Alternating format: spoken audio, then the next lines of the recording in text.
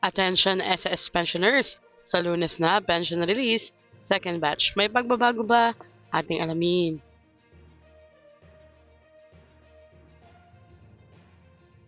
Magandang araw po sa ating manonood. Ito po ay mabilisang update para sa mga SS pensioners. Batay ito sa existing circular for pension releases. Ngayong February 16, 2026, ilalabas ang Social Security System ang ikalawang batch ng monthly pension para sa mga pensyonado na may date of contingency mula ika-16 hanggang katapusan ng buwan. Ang schedule na ito ay bahagi ng regular na pension release cycle ng SSS ngayong buwan.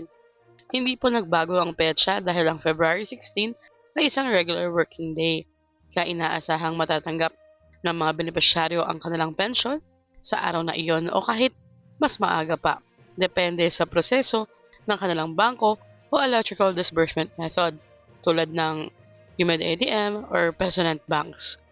Importanteng paalala, i-check po ang online bank app or account para makita agad kung pumasok na ang credit. Makakatulong ito para hindi na paulit-ulit pang pumunta sa mga ATM hubs.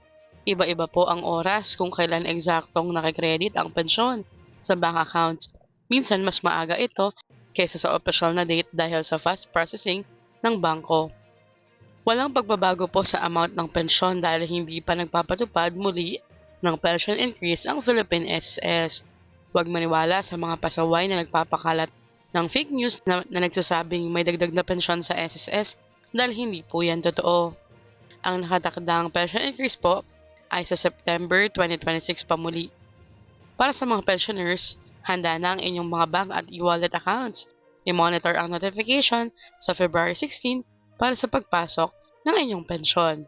Hanggang dito na lamang po muna ang mabilisang SS update na ito. Muli ito ang Chas Infos and Updates. I-like, share, and subscribe para kayo ay updated. God bless po and have a nice day.